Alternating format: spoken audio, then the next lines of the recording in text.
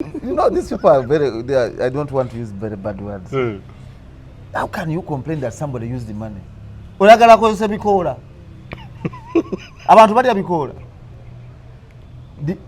The world has changed. Uganda has changed. You cannot compete in an election without money. In fact, courts should stop nullifying election because of money.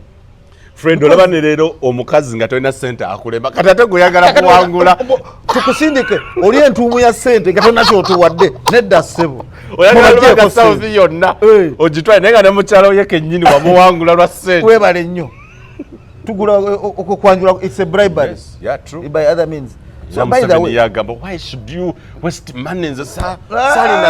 But he's the one who is using money the most, so we don't go into that. Really? What? In fact, some of the unwritten rules that I know, money should be a decisive factor. That became a pillar. Much more about the elections.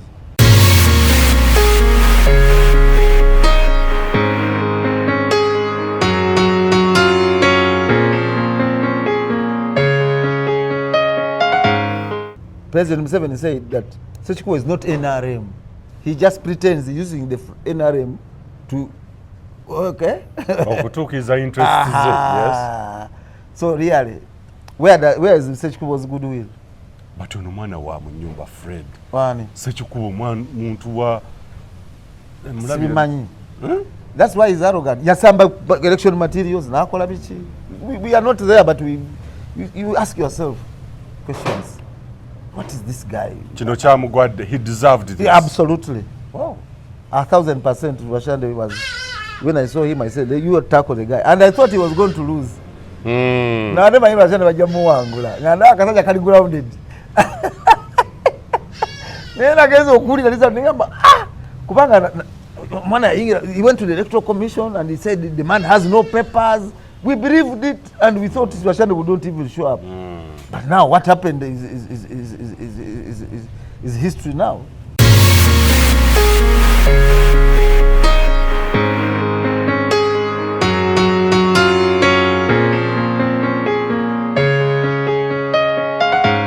Abalungi abatuuliriza era abatulaba olunaku olwaleero tukyaddeko ewa Sheikh Asiraf Dembe. Sebo sanyusa okubalaba amannya agange Seeka Asiraf Dembe akola ku bizibu by'enjawulo. Omuntu singa aba alina ebirwadde musomereddwa tunywa amazzi ga lukuya nga bw'obadde ogalaba tugenda abantu ku kyoto ne twokya emizimu emibi egibabaamu n'okulombeddwa abantu singa abeera ng'ali wano atuuse sobola okumulombereddwa ne waba atatuuse nga mpadde amannya ge naye ng'ali wala neetaase enamba yange yeeno eri 0707763711 nammwe bannyinaffe abali ebweru oyagala okuba nti oyagala okulombera ku ddwa ng'olina ebizibu viza zibuze amaka gakolongotana sente zikola zimpita mu ngalo ojja kumpeereza ekifaananyi kyo n'amanyago ebyo byokka bijja kummala nja kukulombera edduwa ojja kutereera olunaku olusembayo mu mwezi mba n'edduwa eyawamu ffenna n'abalwadde bange abakadde n'abapya. Salaamu alaikum warahmatullahi wabarakatuh.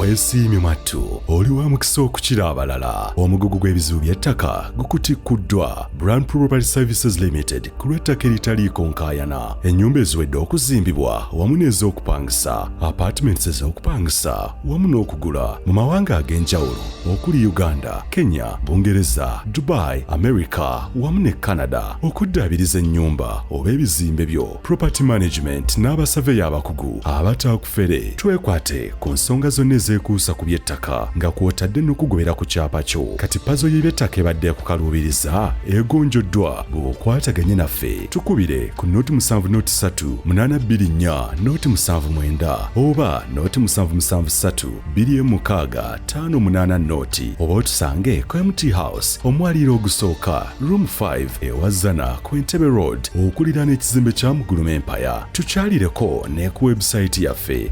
www.brandpro.co.ug. Brand Pro Property Services Limited, tutuukiriza birooto. Kale abali ku Uganda Eyenkya, the Investigator TV tubaaniriza mwebale goberera emikutu gino era tubebaza feedback gye musaayo oba gye muwa emikutu gino gyonna. Feedback ye tukakasa oba emiramwa gye tubaleetera ddala kituufu mubitegeera ne tumanya n'ebibuuzo bye mulina okusinziira ku debates ze tuleeta oba emiramwa gye tuleeta n'okwongera participation ey'abannansi mu byobufuzi by'eggwanga Uganda. Nze muzikwaga nga Moses Wamala. Leero ndi ne veteran journalist sigwe mulundi gwammwe ogusoose okumulaba ku channel zino. Omusajja ono y'omu ku abo abatandisi ba The Investigator ate era nga akyali mu Investigator News. Bagoberera ennyo our local tabloid, online tabloid, The Investigator News website yaffe osobola ogenda maaso okubeera ng'ogoberera bye tuteekayo. Ate era musajja abalaba political writings oba articles very good ku Investigator. Y'omukulu ono yali mu red paper era abalaba nnyo commentary ne ebisinga ebyawandiikibwanga ebisinga obungi about politics n'okushapinga the political discourse, the political terrain and the status quo. Ye mukulu gwendi naye, so he deserves the veteran signature oba title because he has been here for long. Absolutely. Era n'ebirowoozo byabasoose okulaba interview gye twakoze era most of you are like, oh wow, Munnamawulire mu ggwanga abalina endowooza zetuyinza okuyita the unpopular ideas.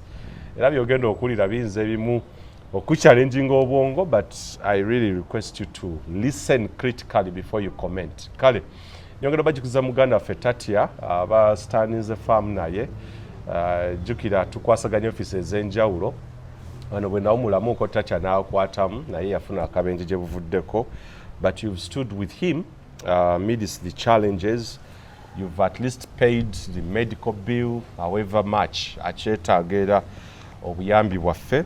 Ojja kubeera nga aba contributing nze namwe abaga contributinga ojja kukozesa ennamba ya Ndugu Stanley endawula yennyini 0772 621 okubeera nga tumukwatizaako. We stand in solidarity with him ate era akomewo abeere nga atuweereza. Kale ndi ne muganda we Fred Kamwada, yes, tugenda okubeera nga tutambula omulamwa omuntu ali strategic oba omuntu alowooza, omuntu ali mu byobufuzi bino ebyokulowooza n'okuweesa empiki n'okuzannya kaadi obulungi, lwaki teyandyetaaze kamyufu oba primaries? Why a strategic politician shouldn't even come closer to primaries? N'ekirowoozo kirowooza obulowooza. Mukulu wange nkwaniriza ssebo. Obulamu bulungi? Nnyo ssebo. Ensanyusa okulaba. Nze nsinze. Era emirimu gigenda gitya? Nga bwe gibeera bulijjo. Okay, bitambula nga bwe wabibala. Yes, sir. That's very beautiful. Yeah. Kankutandikirawo ku nsonga ya obumyufu tuulabya akamyufu ka National Resistance Movement oza katuyinza okujajingira as per now ke twakalaba kabaddemu even bingi nnyo waliwo ne tribunal. Why do you think a strategic politician shouldn't even think okubeera mu primaries? The elections party primaries nalabya intensity yakabaddemu nendaba amaanyi ge bataddemu. Do you know that waliyo abataddemu billions? Yes. But they are not yet in office. Bali mu kamyufu. Kati nganze omuntu alowooza nteeka atya billion mu kintu kitanteeka mu office. Sincerely speaking. The expenses alone. Walabye Eric Kayanja ng'akaaba kinya matama. Yabadde mukambwe. Hey, bamuyiyemu drone mmeka gatazirabangako. Sekikubo. Sekikubo. Nzisinga nabadde sekikubo nzisandigenze mu kamyufu. Nina abantu. Pate. Okimanyi wali abantu abasinga pate amaanyi. Individual. Name, yes. Okay. Yes. Yeah, those are you can't be bigger than the party. Abasajja wali abasinga pate amaanyi. Abasajja ba Moses Ali abo. Ba Mukula. Moses Kigongo. Ba Kigongo oyo bakadaga. Ne bava mwenale masolo wangula akalulu. Okitegedde? Vice President yakikolako ewaabwe eyo yajjanga independent n'aba wangula nga takamyufu yakagwa. Ani oyo? Jessica Alupo. Alupo? Yes. Yagwa. Ye Vice President between ali independent. Okay. In NRM government. Now, look at the logic now. If somebody can come as an independent, and he goes to parliament, why should he again bother to go into the primaries? Here are the reasons why you shouldn't. Number one, we are in July, not so? Absolutely. We have another how many months to the national elections? Are there not 4 or 5? August actually. It's August, September, October, but November, at the beginning of it. So yes. You have 6 months of electioneering. Ng'oli n'abalonzi oba weweeta okola ki oli mu nnyimbe. How can you afford that? Okola ebyekigwi ky'eddala byonna owaasa amatooke odduse. Oli mu kukwana bantu. How can you afford that? Njagala Museveni agende ne tour eyo agikole mpaka letunatuuka mu Feb. Naye kuba alina state resources ayinza okugezaako. Naye omuntu nga ali strategic toyina kubigendamu. Essaawa zino olina kukola ki? Kubisa posta, genda ku marediyo, yogera ku bidiyo, interface with the people, with the voters mpola mpola naye nga tobeemalaayo. Oleke bano beekubire mu primaries. Okitegeera?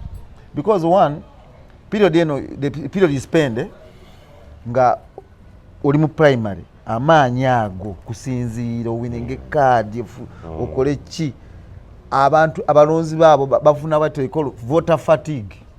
Baka atwakuluna teka twagazaaki. Bazirya. Batandikiddewo okuzirya mu kamyufu. Ng'ebula emyezi egi. Oh my God. Who can afford that? Logic, there is no logic at all. You shouldn't do that. If I was the one, wadde nina party, nandize nenkubosa posta zange nenteekamu oba wemba wa nupu nenteekamu red, wemba wa ena nenteekamu yellow wange nenteekayo. Nengoze ku independent. Nenfulume eggwanga. Hey. Siriiwo naye ng'ate wendi. Ku ground biralamu. Ku ground awate kati essaawa zino zakulaba agents bokka. They cannot be more than 100. Nze bendaba bokka ne bankubira maapu ne ndaba amaanyi g'abaana bali mu primary ne beekuuta. Nenkola ki? Nendoka ngenda. So, expenses alone, people spent billions. What are they going to get? Bagenda kufuna ki? Bayinza obbakubira wali. Yes, mu general election. Okimanyi ekyo tebannaba. Kituufu. Kiringa okuspendinga ku kasiki. It's called a stag. Yeah. How can you spend more ku kasiki ngate waliyo wedding? Era bw'otakakola ofiirwa ki? Ofiirwa ki? Nze sobola kukola kasiki kaaki. For what? Logic. Njagala omukazi Yesu kuwasa Yesu. Where is it written that kayina obaayo? In our democracy, where do primaries stand in our democracy? You tell me. By law. And it should be. It should be by law. It's not there in our in our constitution. It's there in the party constitutions.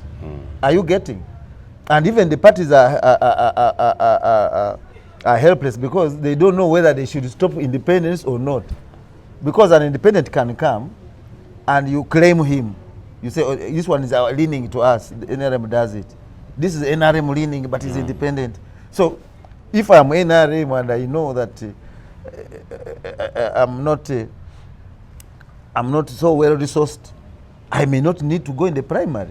I think the internal democracy is put to a test through the primaries. We go into the primaries to put our party democracy to a test. Exactly. That's playing to the gallery. Showing off that you have democracy in the party. But it's not, it is bruising people. It is costing a lot individually on the people. Somebody was telling me, one of my friends is contesting, he was telling me that he needs to go into that so that he gets the resources from the party. How much? I want to know, I didn't make the research. How much do these parties give to somebody who has won the MIOF? Do they give anyway? Whatever they do here, they just make posters and t-shirts. At what tune? How much do they give to the people who have won?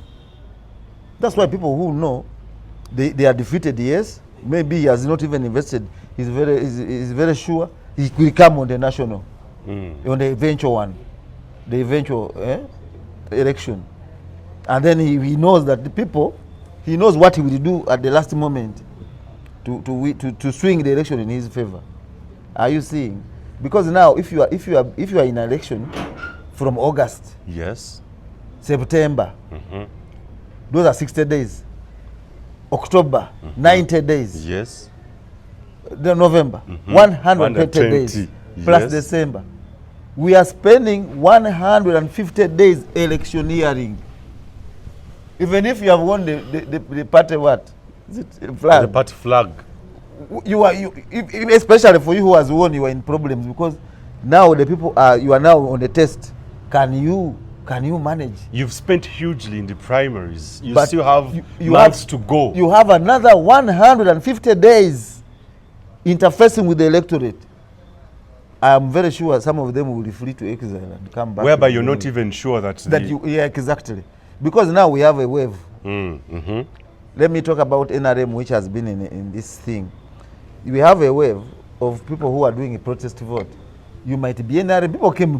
Ugandans are they are free. They are not very rigid in two parties. Yes. They shouldn't deceive that NRM has people who are what. DP had its people. They went to BCJ. Now they are in Inup. Those are the DP people. But most of them defect to NRA. So they're up and down. They flip-flop. So you don't have an electorate which is radically stationed in one party. Because there are no ideals that pit these people into that very party. Yes. So they are not very much ingrained into the party. They flip-flop, defect. Sometimes they are near NRM, some they are BCJ, some they are not. That's why when elections end in Uganda, we don't kill each other like in Kenya. No, there's no post-election violence. Yes. Kenya, they lose 3,000 people after elections. In Uganda, we don't, because we are not so much attached. In Uganda, Arsenal and Manchester United can have a war. Yes. In fact, if I can tell you this, an Arsenal fan, if he's a robber and staging an ambush, if he finds the putting on an Arsenal shirt, he cannot kill that person. That's why many times actually football as like a religion. Because the entrenched belief that this is an Arsenal fan. Yes.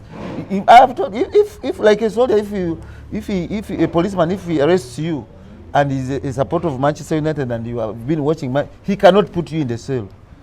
He will say, hey, you have been watching our team. But because NRM, of the other attachment. But NRM, you saw when the president went somewhere, I think he visited somewhere, the people putting on yellow were done robbing those ones in yellow.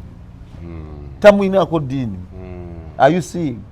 So the elections, we have not, our democracy has not reached a point of having people who believe. I think, do these parties have subscription? Yes, of course they have like numerous subscription actual levels, like what I know about. But you cannot have a peasant subscribing to a party. Is it there? To pay that I'm NRM, I'm paying for a card. Theoretically, it's there, but practically. No, they did it mandatorily. They put it on they imposed it on the members of parliament that every month you have to pay and it is deducted from there. This person cannot give it voluntarily. It is deducted from the other side. Why? Because he's not typically NRM. He's not. He's there to, you know. So we've not democratically matured to that extent of someone having the heart afflictions, of the party, the devotion, the attachment to the party. I don't think it is there. Why haven't we reached there yet? Because the president used to mention before we went to the multi-party politics that Uganda had not reached a point of multi-party politics. We are not matured because we don't have social classes. I remember that statement. And therefore we don't have interests, manufacturers, peasants. Here this time, but the peasants don't know that peasant man. He has got a party for peasants, but he doesn't know where the peasants are. Industrialists, the teachers, those are the now people who can come and fight for interests. We don't have parties which speak interests exactly to the common man or to a certain group. Like now, I would wish that workers have a party, the Workers' Party. Workers' Party, like we have Labour Party exactly in the UK. If the Labour Party was here, which some of us think should be here, from where I'm from, the third force is not there. You are neither for or against, but you are. So for me, I'm a third force. I'm a member, a protagonist of the third force. We would wish that we have a Labour Party so that we correct the unequal income disparities in the country. No party speaks interests too. No, absolutely. How can an executive director of KCCA earn that much? By the way, that person earns more than the president. So we need, you would say you need a salaries commission to look into the salaries. Why should an MP earn that much? Those are the questions, political questions, but nobody is talking about them because nobody represents them politically. Nobody is representing the interests of the laborers, the workers. Yes. Yes. Instead, we have workers MPs. I don't think they even mention the workers' interests there. Nabo sisubire nasira nkonti omuntu avudde yataddewo n'embeera minimum wage. Yes, that is one part. Another part is traders. Taxation. Nobody is discussing taxation. Why should you tax people who are paying? The people who are paying taxes are very few and they are taxed heavily. And a lot of us are not paying taxes. We should talk about it. Our tax system actually frustrating amuntu. It's just by the way we are taxing you, but you should be taxing people. You should be taxing people, not heavily, but a kasono katono you gather. But for them, when they come to tax, they tax a lot, and it kills the morale. For me, I'm one of those people who the victims who are about like the compliant ones are paying more. But apart from VAT, okay, VAT we all pay. So that one creates a problem. You need the political party to have those interests articulated, so that we have traders and their interests. Are you seeing? Because I saw that the teachers, you saw, why should they should be having their leader who is political. They should vote for that leader who can articulate their views. For their interests. Why should a science teacher get 4 million and others are getting less, a quarter of that? Are you seeing? Those are political issues, but they are not in the campaigns. No presidential candidate can present these views. Are you getting me? They are not. By the way, we are now talking about the economy, and the economy constitutes a major debate in an election. Yes. Yes. Now, we need to talk about serious issues. I'm one of the people who believe that it was wrong to remove graduated tax. Yes. Why did you remove? Why? Because you claim that many people are not working. Graduated tax was comparing people to go and work. Yes. At least asula y'olukumi. Olukumi lukulema. Oba olina okukola ennyo ogunoonye. In fact, national ID should be omusolo ogwo. That's how it was. I'm one of the people. It was wrong to remove graduated tax because graduated tax was waking people up to work. Okay. Nino okuba no tikiti y'omusolo. Towasa muwala wange teta tikiti z'omusolo 10 ku myaka gy'oyina. Those are the issues now in our society. The population in okubeera workforce. Okola mulimu ki? Eta tikiti y'omusolo. But now, after that, we have a redundant population. You either work or you don't. But for us as a government, we shall tax you. Graduated, you head, is it head tax? Yes. Yeah, if some of us come to government, we shall tax you. Mutwe kumutwe, graduated. Because we shall know you are useful. But not too much, of course. Even if it is 10,000 per year, it is something to show that we have a society that is responsible. Now, we see on the economy and the politics. If we had a system that is very, very into society, very much into society, we would be talking about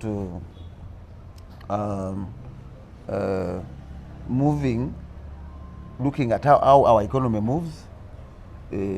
We didn't tax the house boom, the construction boom. Did you see it? Abantu bazimba nnyo. Yes. Bizimbi, they don't pay anything. Yeah? They brought that tax, but they tax a few heavily, and they don't tax others at all. Okitegedde? Yes. Abatono basasula kino naye ate basasula nyingi nnyo. Yes. Kati abalala ate babaleka kubanga bo bajja n'omusolo. Baleeta gw'amaanyi ne gulemesa so they end up defaulting.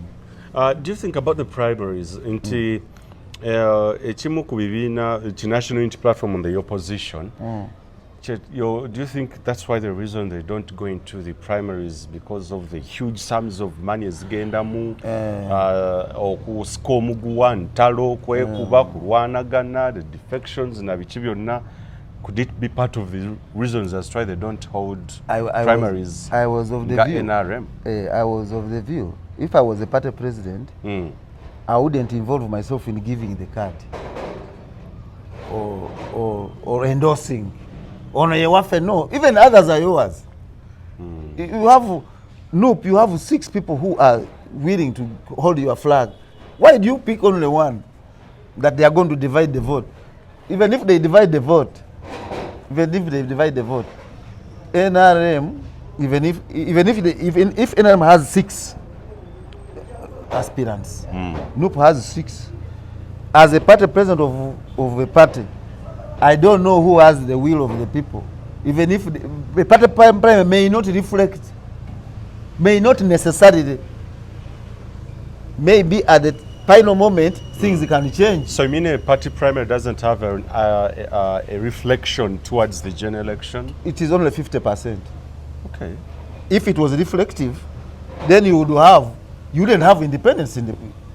How many independents? I didn't do my research. I'm sorry for that. I would have known. Like do we have in like in the parliament, like we have in parliament? We would see the percentage. It would be more than 40%, if not 30% independence. What does it mean? It means that people are not entirely decided that they want this one. They belong here. Yeah. So as a party president, if I was the party president, I wouldn't side with anybody. I would say, all of you, you are mine. You go on the what? You carry the flag. Hey, and we compete at the final, at the final election. Won't that cause conflict into the party? It is up to the voters now. Okay. It is up to, that's mass democracy candidates now. Yes, but that's the power. You brag that for us in Makinde we had 10, all of them Noop. Or all of them NRM. That's power. You bring one person, he's vulnerable. Bamukuba. Bajamukuba protest vote. Poo. Hey, but this one they say, no tumwagala. Oleta empichi nyingi, oleta abantu nga bangi. Exactly. NRM, we have 15 for NRM. Nope, how many do you have? 6. How can they defeat you? Eventually, one of you will win. Are you seeing? So party primary is not a strategic person shouldn't even talk about it. If I was a party president, I would fly out during that time and not get involved. Okubisa posters those wanike kolachi. We fulume gwanga. Okomeunga campaign stands. Genda ku radio, yogera ku TV, omuntu omugezi. Wetegeke naye nga togenda mu balonzi. Akamyufu kaleke. Wali bobo ofulumiza wali ngebula wiki emu. People forget very fast. You think after 150 days people will remember that you are endorsed party flag buyer? Bibate bichajukirwa abantu baba bako daba batambula dabali kubala. Era Kenya Matama. Kayanja, why are you worried about Kenya Matama? You will get her. Muja mukubira wali, you come and we talk. Okay. Kayanja, you come and we talk. Yakubana ene muwala we yakuba Kinyamatama mu 2020 mu kamyufuke NRM. Yes, Kinyamatama najjanga independent. Kinyamatama n'akawangu. Kakati naye aleeta obwenga independent kyangu nnyo. Kwa Kinyamatama yabawangula olinga independent. Nasekeredde Kayanja. Kinyamatama. He was running mad. But do you resonate with his anger? No, really. Emotionally, if you are old, like some of us are old, some of us were older than Kayanja. Politically, if you know that emotion is one of the dangerous things in. Yes. You shouldn't go in the camera. You should have gone and taken a glass of whiskey and quarreled with that person on phone, maybe, but not on. You know what he attracted, and people they lensed him and. They put his career online, and we assessed the past and so on. I think he got his obituary written very well. Yes, yeah, it's already on record. Ekyo kyasigaddewo nti bw'anaafa kakatujja kiteekayo nti nakusomezi bwezi akola kyona kino corporation Wembley naye tebabijjeeyo twali twabyerabira dda. yandisirikidde ddala. Okay, okusirika, yes, because you avoid the camera. You may not keep quiet, but you avoid the media. Ukitegedde kati yayingire mu byobufuzi nga tategedde. So, but he has a chance. He has not lost. Yes. Yes, let him come. Don't bring that, I don't know who. Amanya agateekewo kaakati. Agateeke mu Asha Kayanja. Baleta drone 10 yaleeta 2. Zabike emipiira. Kaakati tugende mu kalulu. It is good. Kayanja shouldn't cry. It is not the end of it. Okay. Oba yalowoozezza nti omupiira guwedde. Ekikopo tebakitutte mu mugambe. Akamyufu kaalumye Kayanja. Kayanja yayomye. Kayanja ngaaga ebigere byamenyekedde. Fe twalwana. By the way, why abantu tebakyagala ekyo singa akimanyi. Yes. Because the population is not very few know what. By the way, that guy is great. Do you know why? When I was going to school in a school called there in Luwero, there was a school I used to go to school. We used to see a tank there. Tank y'amagye nga bagikubira awo. Kayanja yagikuba. Eri Kayanja. Nali simanyi. Era buryo nebuuzanga tank yali awo. So there's no story about it. But I used to write military gundi. That guy is one who hit that tank. Ematuga. Oh. Kayanju yugulaba. Kati is a big guy. Only that musiko yafuna injury. Kati otatukirano okunyinyiitira yali kazolite nga basitula musitule. So Kayanja yagudde mu bintu bya democracy biki byonna byonna. I would just laugh it off. Defeat in a primary to make because this is a soldier. If he was really strategic enough, you would see very why far. do you come mu kamyufu kano kiki nga walaba no ozolaba history y'obumyufu naki kyogedde mbu oli omwana ajja independent n'akiyisaamu. Yes, Kinyamatama kuba muwalawe owa Eric Kayanja mu 2020 mu September mu kamyufu kenalo makosimba mu mugongo Asha Kayanja yawangula Kinyamatama n'anyiiga najjanga independent. That time era Kayanja teyavaayo kuvumirira byaliwo olwokuba yawangula kati ku luno Kinyamatama yamukubye najjanga ayoma naye nga ate oli yakola ki and history might repeat itself. So now let's strategize. Kayanja, let's come and we strategize for the final. No yabadde semi final nti ku luno ensobi zaavudde abalose nti ani abatatulonze ate line nnungi oba balaba ebintu biri ku kamera ga yali sente zaffe nnyingi famire yagundi nayo yasimbye eri mugendo yogere nabo mpola mpola.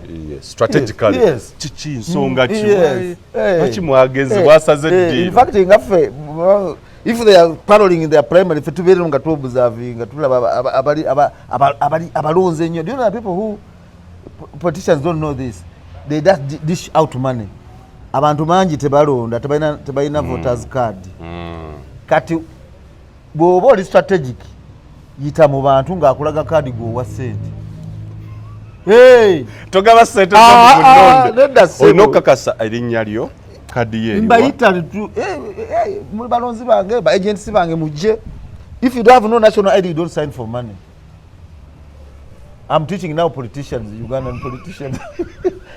obayigiriza ngeri gyakubira. You give money for people who will not vote for you. They are not even voters. Billions. How can billions go in a constituency? How? Akalu kano kabadde nakangu nnyo okumanya nti funayo bannamawulire bo ba stationing cameras amanye strategy family yagondi teri nange ekitoba wala nagenda nabo ekizibu ki genda emuze kiki twakoze eki kati you have now 150 days of doing that, not 2 days, 150 days. Instead of Kayanja lamenting and bringing his injuries to show to us. You get strategists. Sit down with a great brain like mine. We plan, then there are phases. There's time for media now. Print media, radio. That politician should go on radio and TV. for these 150 days. Go on talk shows. I've seen hundreds and hundreds of NRM cadres who have gone to, who have flocked the party's electoral commission. Nga bagamba nti bannange bagenze mu tribunal, bannange batubye na biki na biki. Are they wasting time? Because even bw'ogamba nti already bakubye, balangiridde. The tribunal, Mbukakati tribunal, eri wali etudde bagatwala ennaku. What intimidation. And people are, you know, these people are very, I don't want to use very bad words. How can you complain that somebody used the money? Oyagala kozesa bikola. Abantu batya bikola. The world has changed. Uganda has changed. You cannot compete in an election without money. In fact, courts should stop nullifying election because of money. Friend, olaba ne leero omukazi nga tolina ssente akulema kati ate gweyagala kuwangula tukusindike oli entuumu ya ssente nga tolina kyotuwadde nedda ssebo oyagala South yonna ogitwale naye nga ne mukyala ye kennyini wamuwangula lwa ssente. Weebale nnyo tugula okukwanjula, it's a bribery. Yes, yeah, true. By other means. So by the way, yagamba, why should you waste money in the sente? But he's the one who is using money the most, so we don't go into that. Really? What? In fact, some of the unwritten rules that I know, money should be a decisive factor. That became a pillar. Much more abavu bajje mu elections. So abavu ne waba ali competent, alina qualifications. Ayitira ku goodwill y'abantu tewali buzibu. Okay. Akuba ow'essente naye ab'essente kaba abika emipiira. Lwashande ne oli ne sekikubo balina ssente muzijjeeyo muzituwe zituzirye. Kati somebody comes and is advising that people should not use money. You don't want the citizen to get money. You are you a Ugandan? Ojoli eri gy'olaga ogenda funa ssente. Tukusindika nga totuwadde. Ngala mugitunde. Abantu bayinza okuwuliranga gwe nti legitimizing a voter bribery and the monetization. Yeah, it's whatever you call it. Kyekiriwo. Because people don't want to speak bluntly. Voter bribery. What is bribery? I'm sending you into an office. What are you going to give me? What are you going to do for me? We have the national national planning authority. It plans for the country. Yes. You, when you go to parliament, you don't plan for the country. Parliament, the country can run without a parliament. Do you know that? Yes, of course. Burkina Faso, Mawanga, Ngalabi, Wano. I mean, it was without a parliament for how many years? We can run the country without a parliament. In fact, somebody who called them clowns was right. Me, if I was, I have an element of dictatorship. Parliament would be advisory. Kakiiko kali awo kakuwabula. Kakiiko k'abantu bakuliridde emyaka. Issues of national concern, yes, but you are not. By the way, that's by the rule. They execute nothing. So gwe tolaba nga ofuga ggwanga ng'ofugira ku mateeka. Mvugira ku mateeka, but I'm giving you the reality. Parliament does not execute anything. It is mandatory. It is advisory. It advises. Even in budget, it appropriates, it oversees, it legislates. But the final person is in the executive. He will say no way. That's why when we get wars, somebody can deploy an army without consulting parliament. And the world goes on. Of course, yes. Agateekayo ne gagenda ne bajja ne babagano twaba tutekko twagala billioni 2 muziteeke baali baganyeko era ne baziyisa. Kati one of the most irrelevant organs of government is the parliament. So we are spending on, okay, because we have 10-point program. Point number 1, democracy. So okay, we can have parliament, we can have. But then we have a lot of democrats because elective positions are almost how many? 7 million? Oh my God, I don't know. The local government alone. Yes. Member of parliament. Yes. Tulina kati ekya president. Tulina ebifo biyitirivu nnyo ebirondebwamu. That is mass democracy. On the ground.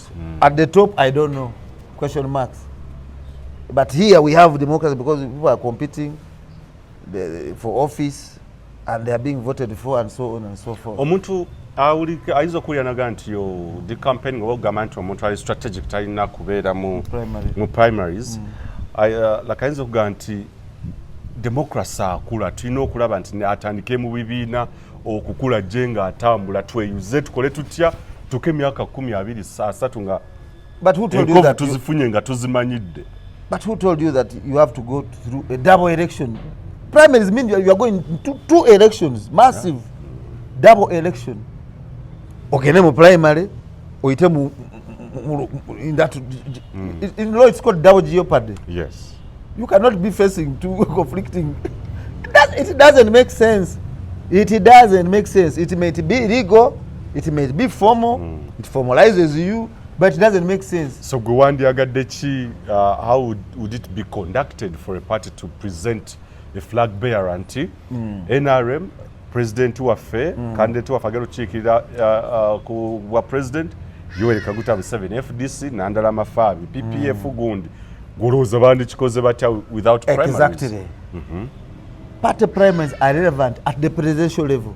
Oh, okay. Yes, because you need one to contest for the party. Presidential candidates. A presidential candidate should be one for the party, presidential.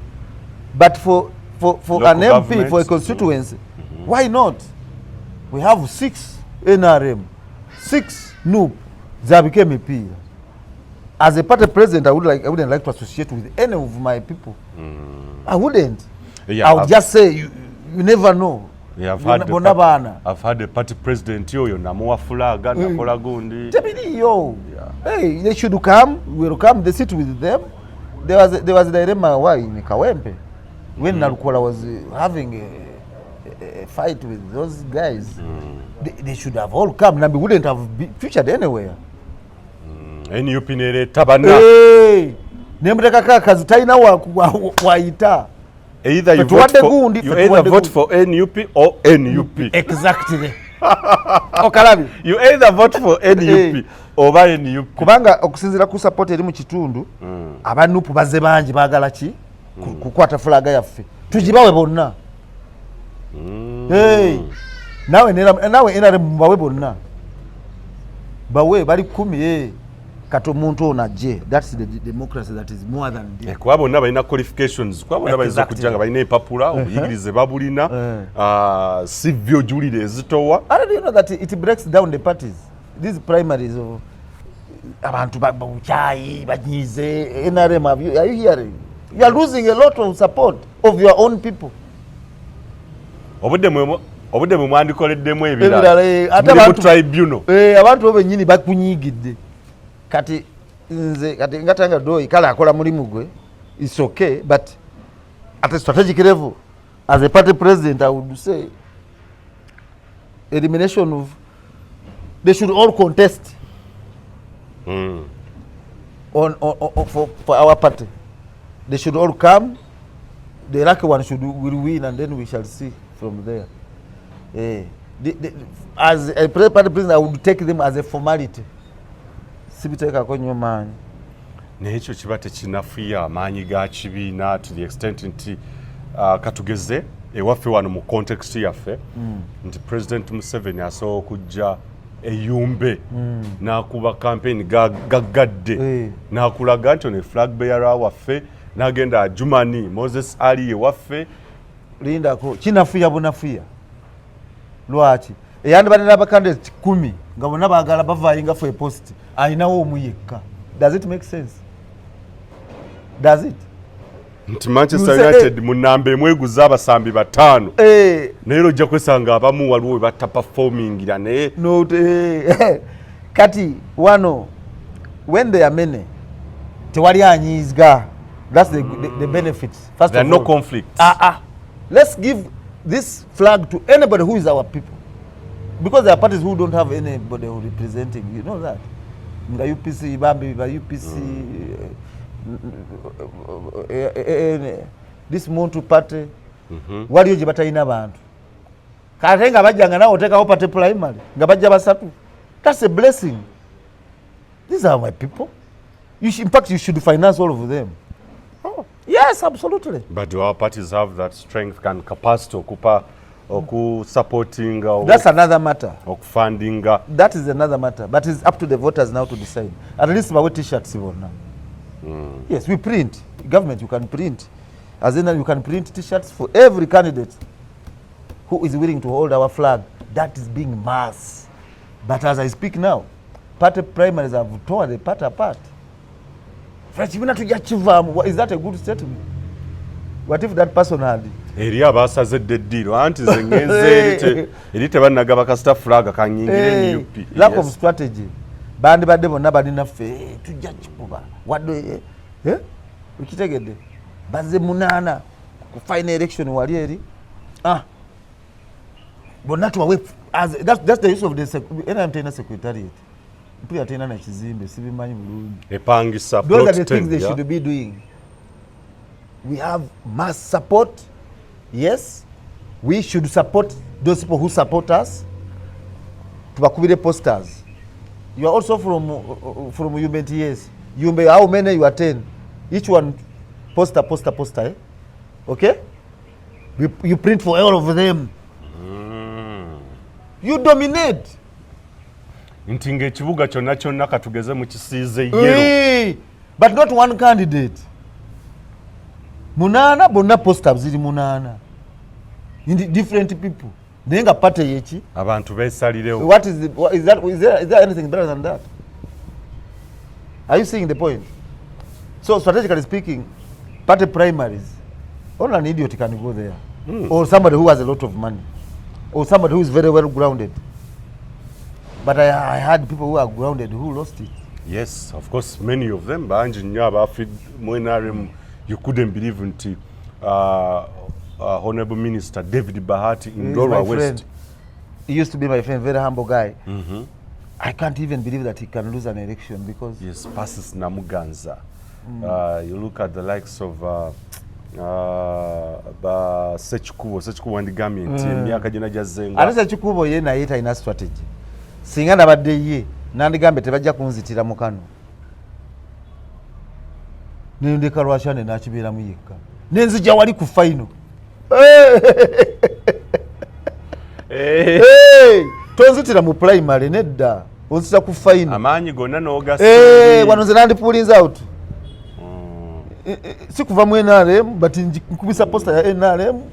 So for you to claim, you will just claim but you are not necessarily. Amanyi timu gejjayo mu Champions League. Ku final. Yes, kugundi ku eno Carabao Cup ezoga. Kopo. Naye ku champion ye kufiirako. Eno first leg ne bojigoba oba toyiseewo. Osinga Sechikubo yakibalekedde ng'amaze n'obabala omuzannyo gwabwe baagala kola. Bayama jete tulemereddwa okugenda mu kalulu kano olw'ensonga zonna zino.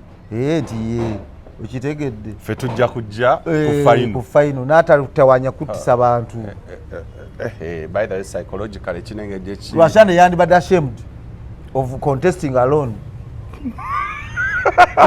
We ran away from the scene of crime because of So in the final, you come. It's a risk worth taking. Yes, because it's a final. You are getting the trophy. But here, you've covered politics for so many years, yes, Fred. What? Yes. Chichi, what went wrong with Sechikubo? Bakubye mukube nti ddala kitufu asajja bamukoye Rwashane naye yazzenga amazeeko. For me, I welcome Rwashane because I don't subscribe to Sechikubo's brand of politics. Yes, Sechikubo spent how many years attacking Kutesa? Nga Kutesa asirisi. Chekyalo omushana yamala emyaka nga attackinga muhwezi nga tamuddamu. Nze nenjagala muhwezi omusajja gabavuma nga taddamu.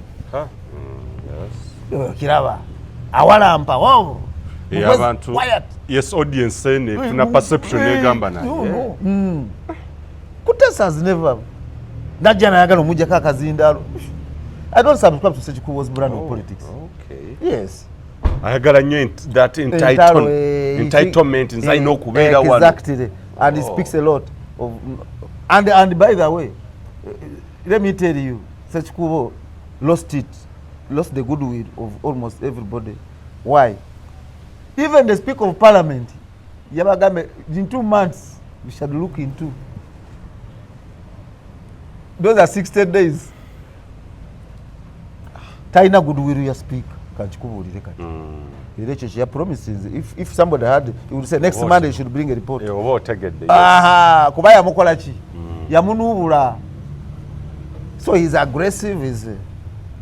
even the president, and there's a lady who spoke, I forget her name, from that Remiaga place. When she was presenting Ngatango Doya, she said that the president said, I'm quoting her, what she said.